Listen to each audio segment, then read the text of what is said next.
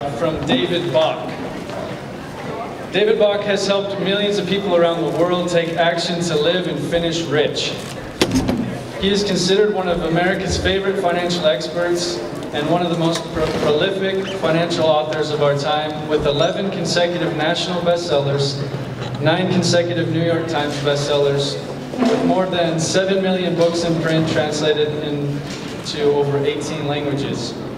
His most popular book, The Automatic Millionaire, spent 31 weeks on the New York Times bestseller list and was #1 on the New York Times, Wall Street Journal Business Week, and USA Today. We want to encourage you to grab some lunch and also visit the tables in the back. Some of the tables have around $50 gift cards gifts that they brought for you. So we ask that you direct your full attention, and I ask that you help me in welcoming David Bach to the stage. Thank you. Wow, thank you so much. Good afternoon. Woo! Right? Who's ready to be a millionaire? Show of hands. Right? I'm going to share with you today tips from my favorite book, The Automatic Millionaire. I got a ride up here in an Uber. Anybody here ridden in an Uber? Any Uber? Nobody's been in an Uber before? Nobody. Come on. You have. Show of hands, Ubers. Okay. So the person who drove me up in an Uber happens to go to the University of Utah and is working part-time. And I started sharing with him what I was going to talk about. And I said, you know, normally when I go out and do speeches, the audience is in their 50s, their 60s, and their 70s. And they're extremely nervous about not having enough money to retire. And what they always come up to me and say is, if only I had started when I was young. That's because the good news is when you start when you're young, it's easy.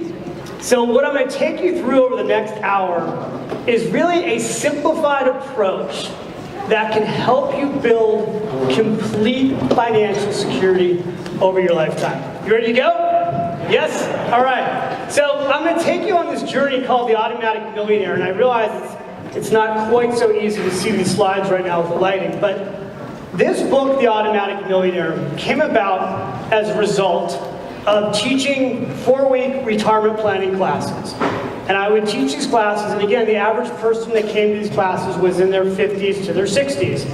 And they would come into my office, I was a financial advisor, and they would want to meet with me to discuss retirement, whether or not they had enough money to retire. And at one of these workshops, this couple came up to me, this really great couple, named Jim and Sue McIntyre. This is the original Automatic Millionaire couple. Now, that's not the real picture, but I'll tell you a little bit about them. So Jim was age 52. He had worked at a corporation with a very average job. His income, when I met him, his average income was $35,000 a year. The most money he had ever made was $52,000. His wife was a beautician. She made a little bit of money. And they wanted to come into my office and talk about retirement. So they were really excited. And as they were all excited talking about retirement, Jim's wife's name was Sue. And Sue said, we want to come meet with you on Wednesday to talk about Jim retiring on Friday. Now, it was Tuesday. And again, Jim had already told me that he was only 52 years old. So I said, what makes you think that you can even retire at this young age? And Sue said, oh, he's done an amazing job saving. Wait until you see all his stuff. So I said, please, can we come into your office tomorrow? So they come into my office, and they've got this brown paper bag with all their stuff in it. And they start pulling it all out. And the first thing they pull out is his 401k plan, his retirement statement. And he has over $600,000 saved in his retirement account. She pulls out her IRA account, and she has over $125,000 in savings. Now, at this point, I've got a yellow pad of paper, and I'm starting to add this all up, and then they show me the real estate. They have a home that they've paid off, completely free and clear. It has a renter in it. It's worth $350,000. They own their home free and clear. It's worth about $400,000. Now I've got my yellow pad of paper, I'm writing this all up, and I look up at them and I go, you guys are multi-millionaires. And Sue goes, I know, isn't it great that he can retire on Friday? Now at this point, as I'm going through all this, oh, and by the way, they have 3 cars and a boat, all paid off. I'm like, seriously? You don't have any debt on your car or your boat? He looks at me and he goes, why would anybody borrow money to buy a car or a boat? Well, because most people do. He says, oh, and we've got 2 kids. They're not paid for, but they're colleges. Now at this point, as I'm going through this, I'm getting depressed. The reason I'm getting depressed is here I am, I'm in my 20s. I'm doing very well financially, and I'm living paycheck to paycheck. So I'll just kind of tell you a little bit about what I was like when I met them. Because I was about 4 years out of college, and I did everything wrong in my early 20s. So in my early 20s in college, the first thing I did was sign up for all the credit cards in the back of the room, the ones that were lined up at my dorm. I graduated from college with $15,000 in credit card debt. It took me 3 years to pay those credit card debts off. I screwed up my credit in college by not paying those credit card bills on time. So here I am now, I've worked my way out of the credit card debt, and I got out of college with a very specific goal. If I could make $50,000 a year in my early 20s, I was positive that I would be rich. So I made $50,000. And you know what the problem was? It wasn't enough money. So I told myself if I could make $75,000 a year, then what? Then I'll be rich. But you know what I did? I spent more. So I knew that the problem was you have to make $100,000 a year. So I had this huge goal. I'm going to make $100,000 a year. And you know what happened? I spent more than $100,000. And that was the point in which I met the McIntyres. So I'm sitting in the office, interviewing them. They're interviewing me, ironically at the time, to be their financial advisor. Here they are, able to retire at 52 with an average income of $35,000 a year. And I asked them a question that would change my life. I said, guys, how in the world did you do this? How did you pull it off? They said, David, this is the part that killed me. We just did everything you talked about in that 4-week class of yours. We did all those things. We saved money early, we paid ourselves automatically, we paid our debt down, all those things you talked about in that class, we did them. I said, no, it can't be that easy. They said, yeah, it is. But we didn't do some of the things you talked about, like budgeting. We didn't do budgeting, because budgeting led to fights. And so they walked me through in 25 minutes, and I had a yellow pad of paper, and I wrote it all out, everything that they did. And they walked out of my office skipping, like this, on the way to retirement. And I walked back to my office completely depressed. My assistant walks into my office, she says, what's wrong with you? I said, I'm going home early. I drove back to my apartment in my beautiful, brand new Jaguar convertible, leased, to my gorgeous apartment, rented. You guys following this so far? And I took out a journal of mine, and I literally sat down and said, this is the last day that I will live like this. I want the life that the McIntyres have. I want to be financially free. No longer am I going to try to be somebody with a big hat and no cattle. I want to do what the McIntyres have. And it wasn't that I wanted to do what the McIntyres had so much financially, it was that I wanted that skipping feeling. I wanted that freedom that I could see that these two had. So the next day I went back to my office and I changed my entire financial life. And within 10 years, by 35, I was a multi-millionaire. Now, what I'm going to walk you through today does not guarantee riches overnight. This is a true approach to building wealth over your lifetime. It is incredibly boring and simple. And that's because that's what works. So to get you there, I'm going to take you through what I call the automatic millionaire test. Because what I realized when I was going through this with them, is I realized that there were 7 questions that they had asked themselves and that I needed to ask myself in order to do what they had done. And I'm going to walk you through those 7 questions. So the first question was this. First question was, do you want to be rich? Now, let me ask that question to you. Because over time, this question, people's reactions has changed. Do you want to be rich? Do you? Yeah. I mean, how many of you want to, I'm just curious, how many of you actually want to be rich? Okay, so it's still pretty cool to do that. How many of you are just like, I want to be financially secure? All right. How many of you are just like, I want to be out of debt? The hand's like, probably many of the student loans, a lot of you just want to be out of debt. Here's the key. Here's where I learned from the McIntyres. When your values are clear, your financial decisions become easy.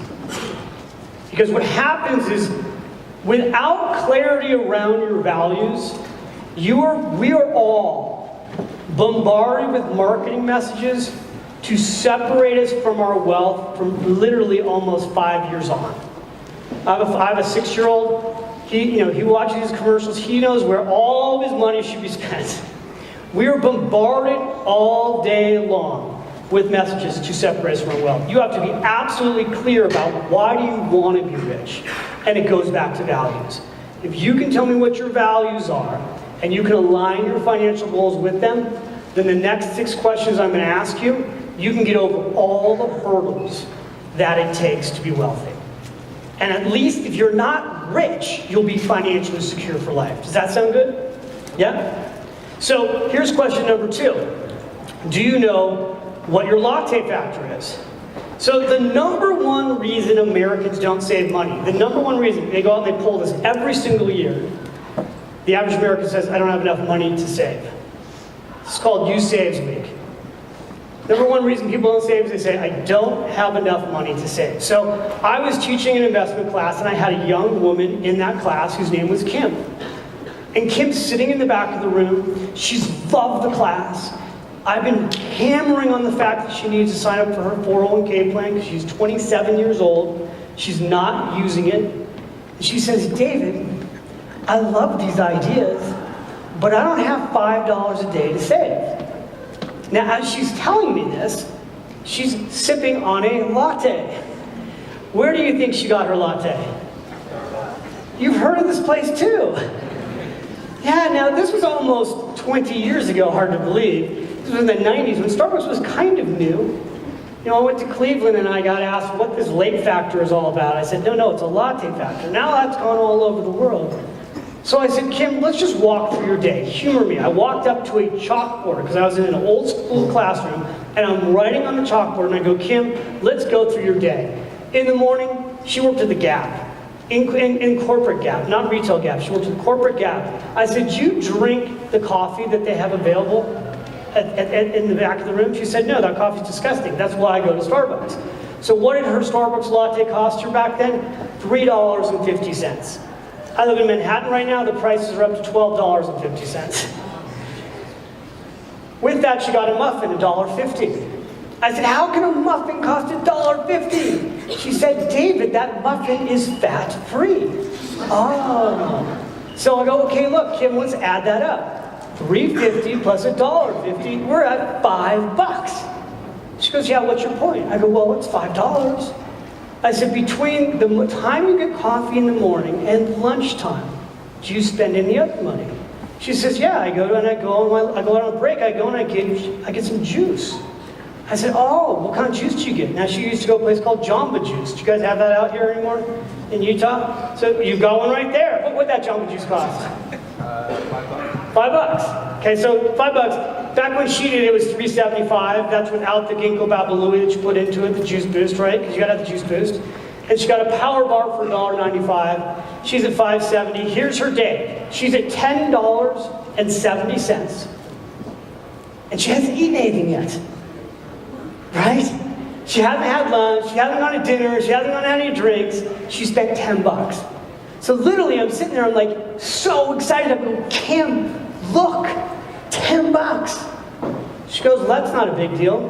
I go, well, it could be. Look, you have a retirement plan at work, and that's what's going to happen. When you guys get out of school and you start working, whether you're self-employed or you go work for a company, if you're self-employed, I'll show you what to set up. You will go work for a company, you're probably going to have a 401k plan.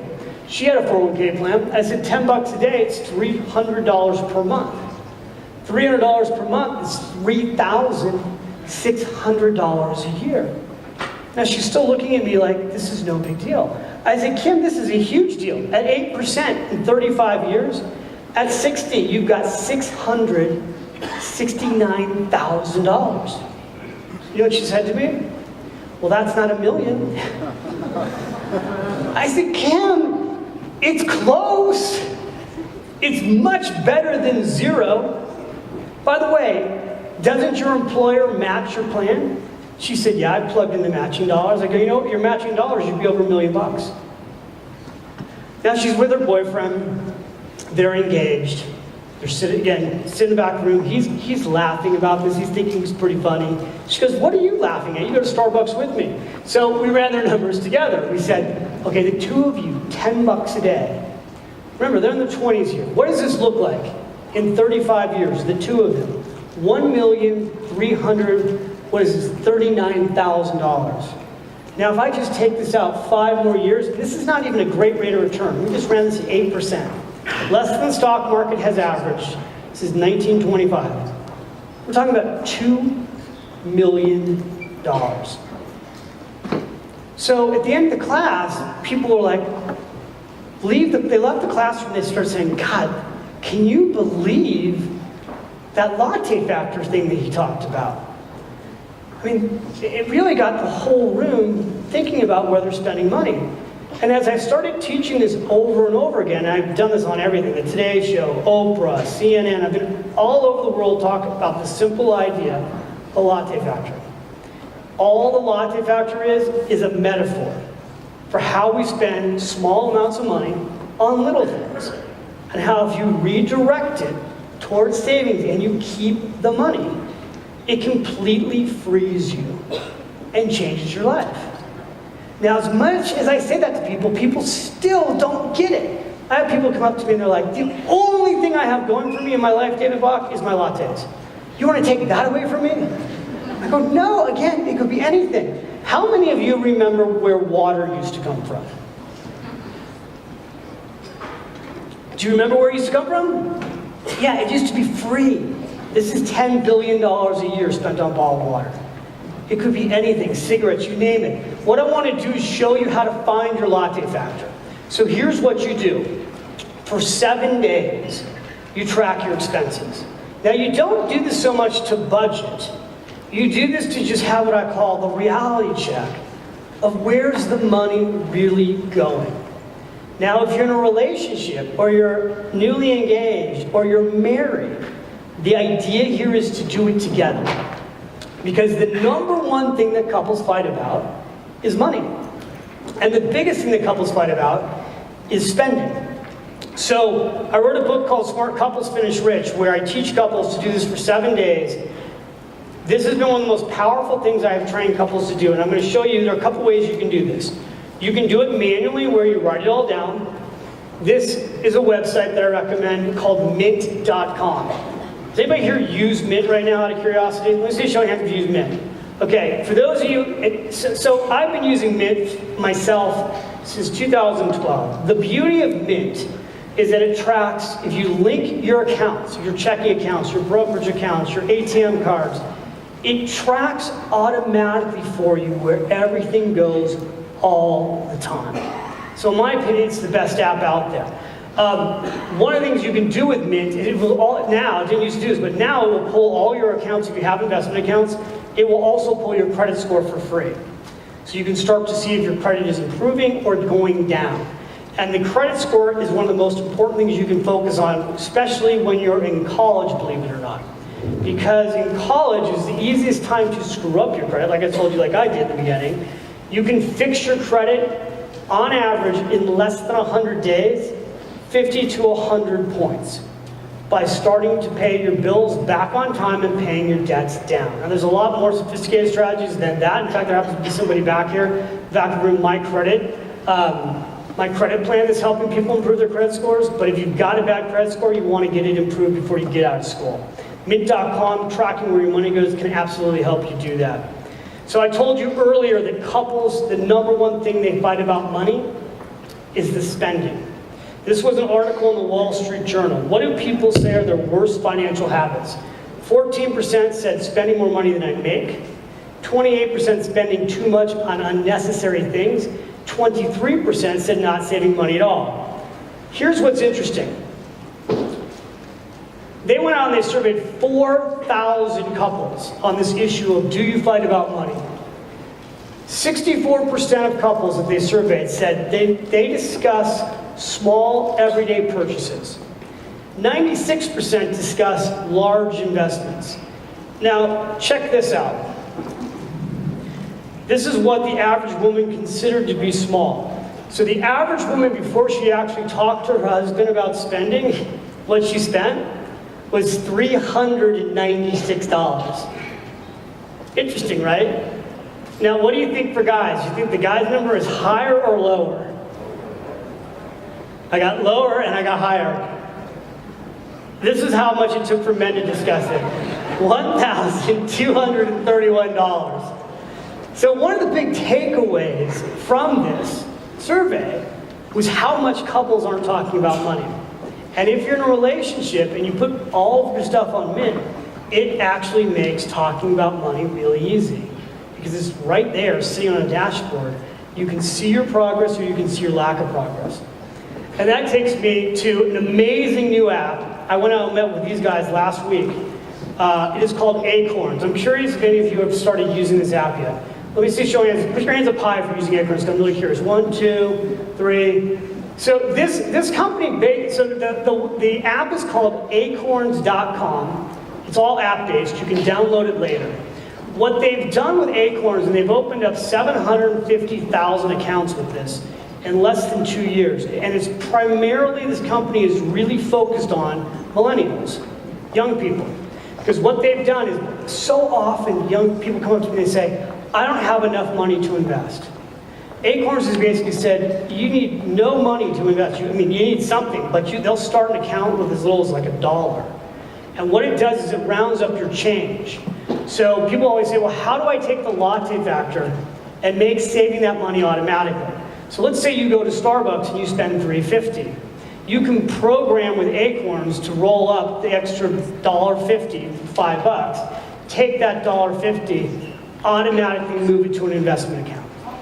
And this is going to the world of robo-advisors. The average person who's using Acorns right now is saving $50 a month with it.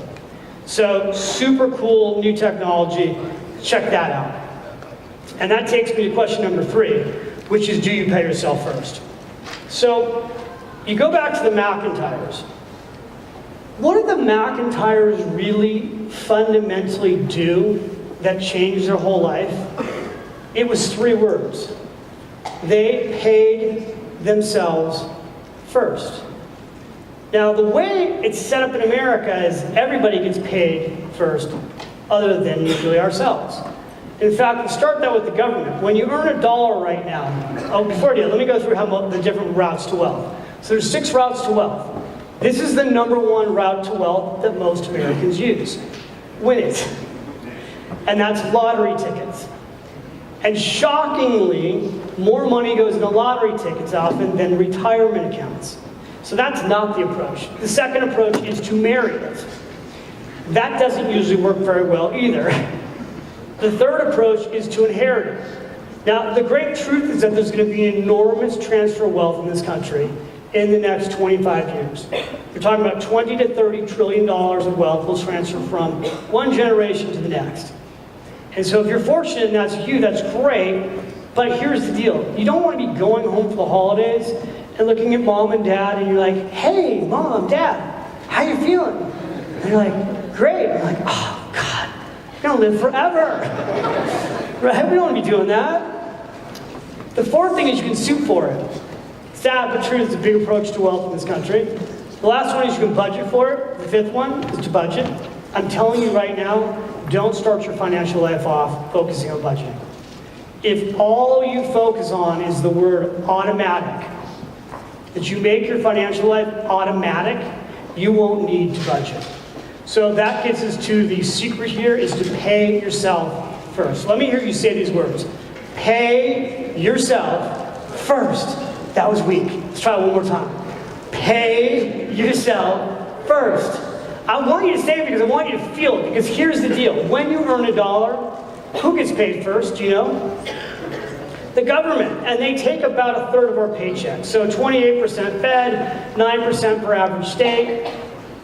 This is why most people, when you go to work at 9, you're actually working until 12 for taxes, which kind of makes you want to show up at work at 1. So there's only one legal way to avoid those taxes, and the key word there was legal. The way to legally avoid these taxes is in tax-deductible retirement accounts. Now the government figured out, by the way, that people can't budget. That's why they take the money automatically out of your paycheck. They started that in their 40s. So put your hand up like this. How does the government take the money? Put the hands up. Hands up. Why don't you fall? How do they take it? Automatic. Let me hear you do it. Automatic. Why am I doing corny things like this? Because I want you to remember them. So when you start seeing you start getting your first paycheck and you're like, where'd the money go? It went automatically. When you go to the gym, the first thing they do is they sign up to pull money out of your checking account. Automatically. Almost everything you do today in corporate America is about a monthly subscription fee. And how does the money leave? Automatically. How do you keep the money? Automatically. That's what changes everything. So, where does it go and how much? Ladies, here's the answer for you. You want to be saving 12% of your gross income. Men, it's 10. Now, truthfully, it could be the same for both of you, but why do I always talk about it being more for women than men? The answer is you live longer. Women live right now an average of 5 to 7 years longer than men do. You need to be putting more money away for retirement, not less. So, another way to think about this is 1 hour a day of your income. Because people hate percentages. So another way to think about this is if you're going to get your first job and you go to work at 9, if all you do is keep from 9 o'clock till 10 o'clock of your income, you'll be saving 4 times what the average American saves. The average American is saving less than 15 minutes of their income a day. And I go, look, all you have to do, I can walk off the stage right now if all you do is the following thing. You get your first job out of college and you save 1 hour a day of your income for the rest of your life, you won't have to worry about money for the rest of your life. That's it. Now there's other stuff I'm going to give you right now. But if all you remember is you heard this guy, David Bach, talk at USAID at the University of Utah, and you're a freshman, a sophomore, junior, senior, and that decision is, what's going to happen is you're going to be handed paperwork. Most of you, if you go get a corporate job, and even if you get an entrepreneur job and you go work for a startup or you start the business, someone is going to hand you paperwork.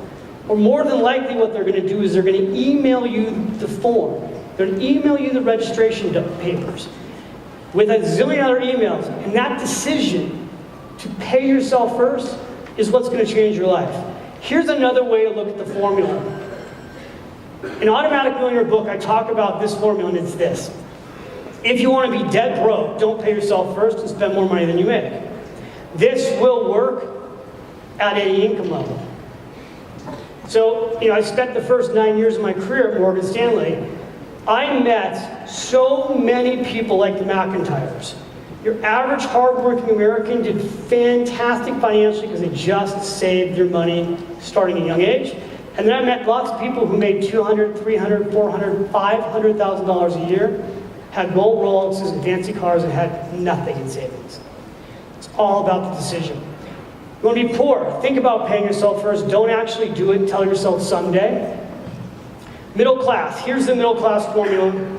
And there's nothing wrong with being middle class. It's a choice. The middle class formula is to save 5 to 10% of your income. Again,